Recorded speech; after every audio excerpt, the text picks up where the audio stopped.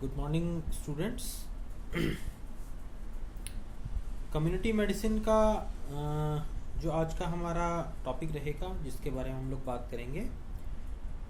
Epidemiology के अंदर हम लोगों ने जो पहले अभी तक बात की, जनरल एपिडेमियोलॉजी के बारे में हम लोगों ने बात की। एपिडेमियोलॉजी क्या होती है, क्या उसके एम्स ऑब्जेक्टिव्स होते हैं, उसके टाइप्स क्या होते हैं,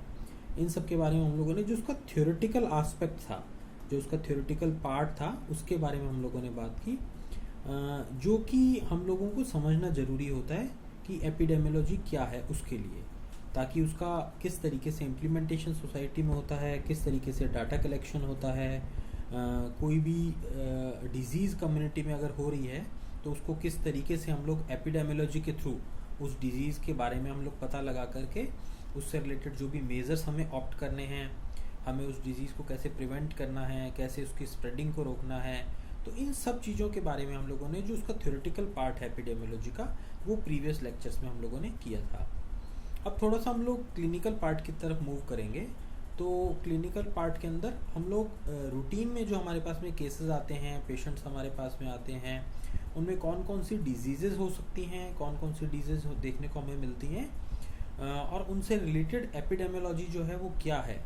उसके बारे में हम लोग आज बात करेंगे। तो आज का हमारा जो टॉपिक रहेगा वो रहेगा इन्फेक्शियस डिजीजेस एपिडेमियोलॉजी। ठीक है, पहले हम लोगों ने जनरल एपिडेमियोलॉजी के बारे में बात की थी कि कोई भी कम्युनिटी के अंदर डिजीज़ होती है, वो चाहे इन्फेक्शियस हो या नॉन इन्फेक्शियस हो, कम्युनिकेबल, नॉन कम्युनिकेबल, या किसी भी तरीके की लाइफस्टाइल डिसऑर्डर, कोई भी ऐसी डिजीज़ होती है तो उसमें जनरल हम लोगों के क्या पैरामीटर्स होते हैं उसके बारे में बात की। आज हम थोड़ा सा स्पेसिफिक होकर के इन्फेक्शियस डिजीज़ेज़ जो होती हैं कम्युनिटी के अंदर, उनकी एपिडेमियोलॉजी किस तरीके से बात करती है उसके बारे में हम लोग बात करेंगे। तो इन्फेक्शियस डिजीज़ एपिडेमियोलॉजी को पढ़ने से पहले हमें कुछ ऐसे कुछ पॉइंट्स ऐसे हैं या कुछ इस तरीके की डेफिनेशंस हैं जिनके बारे में हम लोगों को पता होना ज़रूरी है, चाहिए, ताकि हम लोग जो भी डिजीज़ आगे हम पढ़ रहे हैं उनके अंदर ये जो टर्म्स काम में आएंगे, उन टर्म्स का हमें अगर क्लियर होगा तो हम उन डिजीज़ के बारे में आसानी से उनको समझ सकेंगे। या जनरल भी कम्युनिटी में जब हम बात करते हैं तो ये टर्म्स बार बार काम में आती हैं। तो ये टर्म्स, कुछ मेन टर्म्स कौन कौन सी हैं और उनका क्या मीनिंग है उसके बारे में हम लोग बात कर रहे हैं। तो इन्फेक्शियस डिजीज़ एपिडेमियोलॉजी में सबसे पहला टर्म आता है इन्फेक्शन। ठीक है, इन्फेक्शन क्या है? इन्फेक्शन, अगर हम इसकी डेफिनेशन की बात करें तो infection is the entry of any infectious agent, entry and development और multiplication of any infectious agent in the human body और एनिमल बॉडी।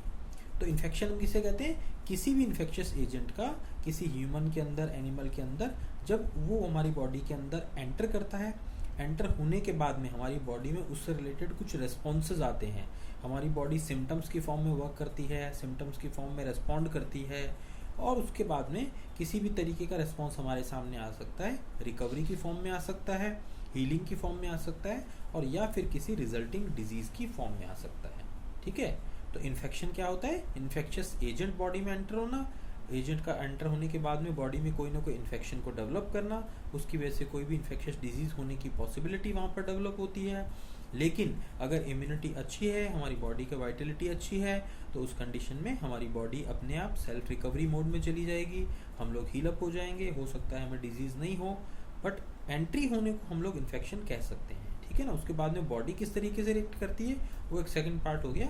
बट बॉडी में इन्फेक्शियस एजेंट की एंट्री को ही हम लोग इन्फेक्शन कहते हैं। तो ये एक मेन टर्म था इन्फेक्शन। इसके बाद दूसरा टर्म हमारे सामने आता है कंटैमिनेशन। कंटैमिनेशन का मतलब क्या होता है? कंटैमिनेशन का मतलब होता है कि किसी भी इन्फेक्शियस एजेंट का किसी भी बॉडी सरफेस पर, ठीक है ना, the presence of any infectious agent of any persons body और क्लोथिंग और इन वाटर, सॉयल और आवर बेडिंग्स, मतलब किसी भी बॉडी सरफेस के ऊपर या उसके अंदर किसी मीडियम के अंदर, एनवायरनमेंट के अंदर जो भी मीडियम्स है जिनके थ्रू हम लोगों को फूड, वाटर इनटेक हमारे सामने आता है, उसके अंदर अगर किसी भी इन्फेक्शियस एजेंट जो है उसकी वहाँ पर लॉजमेंट होता है, अगर वहाँ पर उसकी प्रेजेंस होती है तो हम उसे कहते हैं कंटामिनेशन। तो देखिए इसमें डिफरेंस क्या है, इन्फेक्शन के अंदर ये है कि हमारी बॉडी के अंदर एंटर कर रहा है वो, और कंटेमिनेशन के अंदर क्या है, कंटेमिनेशन के अंदर सिर्फ बॉडी सरफेस पर प्रेजेंट है, वो हमारी बॉडी में एंटर होकर के अभी हमारी बॉडी में कोई प्रॉब्लम डेवलप नहीं हुई है, कोई इन्फेक्शन, कोई डिजीज़, कुछ भी ऐसा डेवलपमेंट हमारे सामने नहीं आया है, सिर्फ इन्फेक्शियस एजेंट की प्रेजेंस है बॉडी सरफेस के ऊपर, ठीक है ना। लेकिन अगर सपोज वो चीज़ें हमारी बॉडी के अंदर एंटर हो जाएंगी तो फिर वो इन्फेक्शन में कन्वर्ट हो जाएगा। तो कंटामिनेशन सिर्फ प्रेजेंट होना बॉडी सरफेस के ऊपर, इन्फेक्शन यानी बॉडी के अंदर एंटर हो करके फिर उसके बाद हमारी बॉडी के अंदर किसी भी तरीके के सिम्टम्स को डेवलप होना, ये दोनों के अंदर डिफरेंस रहता है। The number 3 term is infestation. Infestation का मतलब क्या होता है, इन्फेस्टेशन का मतलब होता है कि the presence of infectious agent in our body and its reproductive phase is also going on in the human body or animal body। तो इन्फेस्टेशन के अंदर क्या हो रहा है कि जो भी इन्फेक्शियस एजेंट हमारी बॉडी के अंदर एंटर हो रहा है उसका वहाँ पर लॉजमेंट है, उसका वहाँ पर रिप्रोडक्शन है, उसका मल्टीप्लिकेशन वहाँ पर हो रहा है, और वो अपनी जो इन्फेक्शियस एजेंट है वो अपनी रिप्रोडक्टिव लाइफ जो है वो वहाँ पर स्पेंड कर रहा है, और उसकी वजह से हमारी बॉडी के अंदर हो सकता है कि कोई डिजीज़ डेवलप हो, और कई बार ऐसा भी होता है कि डिजीज़ का डेवलप होना कोई मस्ट नहीं है, उसका अपना एक इन्फेक्शन का साइकिल होता है, वहाँ पर कंप्लीट होकर के बिना किसी डिजीज़ को प्रोड्यूस किए हुए हमारी बॉडी के अंदर रह भी सकता है वो। तो इन्फेक्शन यानी बॉडी के अंदर इन्फेक्शियस एजेंट का एंटर होना, इन्फेस्टेशन यानी बॉडी के अंदर एंटर होकर के इन्फेक्शियस एजेंट का अपनी रिप्रोडक्टिव एज को वहाँ पर स्पेंड करना या वहाँ पर लॉजमेंट करना उसका, और कंटामिनेशन का मतलब बॉडी सरफेस के ऊपर सिर्फ अगर हमारे कोई इन्फेक्शियस एजेंट अगर प्रेजेंट रहता है तो उसे हम कहते हैं कंटामिनेशन। तो ये 3 टर्म हम लोगों के सामने हैं, और इन 3 टर्म्स का डिफरेंस जो है वो हम लोगों ने समझने की कोशिश की है कि क्या इनमें डिफरेंस होता है। अब नेक्स्ट टर्म है होस्ट। तो होस्ट एक ऐसा टर्म है जो बार बार हम लोगों के कम्युनिटी मेडिसिन में जब भी हम आगे पढ़ेंगे चैप्टर्स को, डिजीज को, तो हर एक के अंदर होस्ट वर्ड बार बार आएगा। तो होस्ट क्या है, ठीक है ना, होस्ट वो ह्यूमन बीइंग है, या host is a human being which is giving the base to the infectious agent to live. तो हमारी बॉडी के अंदर जो भी होस्ट है, तो होस्ट क्या है, host is a person who affords lodgement of any infectious agent in our in his body। तो वो अपनी बॉडी के अंदर जो भी होस्ट है किसी भी इन्फेक्शियस एजेंट का जो है उसको उसका जो लॉजमेंट है वहाँ पर उसका प्रेजेंस है उसको अलाउ करता है, और वहाँ पर उसको एक सरफेस दे रहा है उसको नेचुरल कंडीशंस के अंदर। तो हम लोग सभी होस्ट मोड के अंदर हैं, ठीक है ना, जितने भी ह्यूमंस हैं, जो भी एनिमल्स हैं, वो सब क्या हैं, जब भी उनमें कोई भी इन्फेक्शियस एजेंट एंटर हो रहा है तो हम लोग एक तरीके से होस्ट का वर्क कर रहे हैं, होस्ट की फॉर्म में हम लोग यहाँ पर काम कर रहे हैं कि हमारी बॉडी में उनको एंटर होने के लिए जगह मिल रही है। उसके बाद में कुछ ऐसे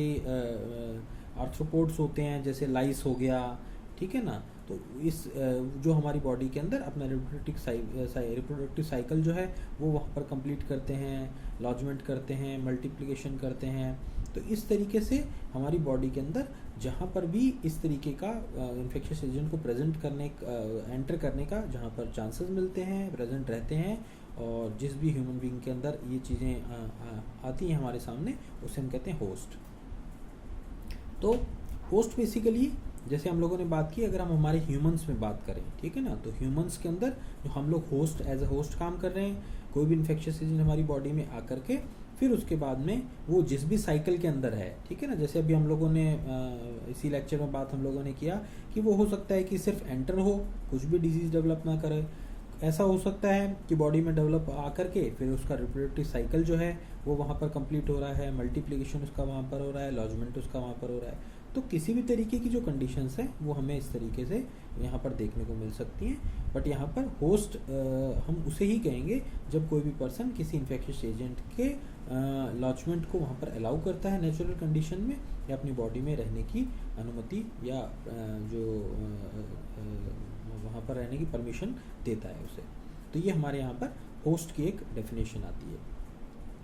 फिर नेक्स्ट टर्म है इन्फेक्शियस डिजीज, ठीक है। तो इन्फेक्शियस डिजीज़ क्या है? ऑब्वियसली इन्फेक्शियस डिजीज़ क्या कौन सी डिजीज़ हो रही है? The disease which are the resulting form of any infectious agent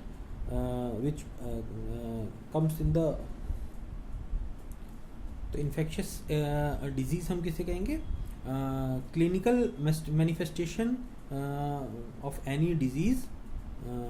which is result of presence of any infectious agent in our body. तो इन्फेक्शियस एजेंट कौन से डिजीज़ कौन सी होती हैं? जो किसी भी इन्फेक्शियस एजेंट की वजह से हमारी बॉडी में जिसका क्लिनिकल मैनिफेस्टेशन होता है या हमारी बॉडी के अंदर प्रेजेंट होती है, तो उसे हम कहते हैं इन्फेक्शियस डिजीज़, ठीक है ना। जैसे हम लोग देखते हैं कि रूटीन में हम लोग क्या देखते हैं कि कोई भी वायरल इन्फेक्शंस होते हैं, बैक्टीरियल इन्फेक्शंस होते हैं, तो ये सारी की सारी डिजीज़ जो होती हैं ये किसी न किसी वायरस बैक्टीरिया की वजह से हमारी बॉडी में एंटर हो रही हैं और बॉडी के अंदर किसी न किसी रिजल्टिंग फॉर्म में कोई डिजीज़ को डेवलप कर रही है, तो इन सबको हम लोग कहते हैं इन्फेक्शियस डिजीज़, ठीक है ना, क्योंकि ये कोई ना कोई इन्फेक्शन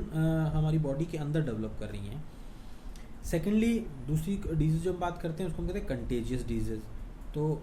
ये जो टर्म है कंटेजियस डिजीज़ कौन सी होती है? कंटेजियस डिजीज़ होती हैं जो एक पर्सन से दूसरे पर्सन में फैलती हैं, ठीक है ना। तो अगर कोई पर्सन इन्फेक्टेड है तो इन्फेक्टेड होने के बाद में वो एक तरीके से एक सोर्स बन गया, ठीक है, तो वो सोर्स बन करके एक पर्सन से दूसरे पर्सन में फैला सकता है डिजीज़ को। जैसे स्कैबीज़ हो गया, ठीक है ना, तो स्कैबीज़ है, स्किन का प्रॉब्लम है, अब उस कंडीशन में अगर किसी पर्सन को स्कैबीज़ है, वो किसी नॉर्मल पर्सन के कांटेक्ट में आता है तो फिर उसको भी डिजीज़ होने की पॉसिबिलिटी रहती है या हो सकती है। तो ये क्या हो गया? ये एक तरीके का कंटेजियस डिजीज़ होगी, यानी एक होस्ट से दूसरे होस्ट में या एक ह्यूमन से दूसरे के अंदर फैलने वाली डिजीज़ जो हम एक पर्सन से दूसरे पर्सन में ट्रांसमिट हो सकती है, उन्हें हम कहते हैं कंटेजियस डिजीज़। देन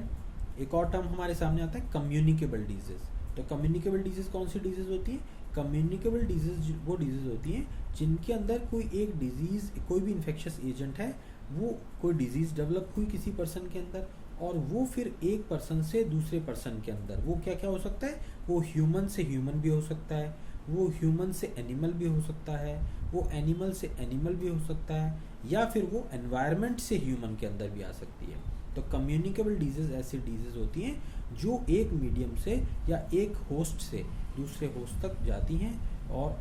कम्युनिटी में इस तरीके से वो आगे से आगे बढ़ती जाती हैं, कम्युनिटी में आगे से आगे लोगों के अंदर फैलती जाती हैं, उन्हें हम कहते हैं कम्युनिकेबल डिजीज़, ठीक है ना। यानी जो एक पर्सन के अफेक्ट होने के बाद में दूसरे पर्सन को अफेक्ट कर सकती हैं, उन्हें हम कह सकते हैं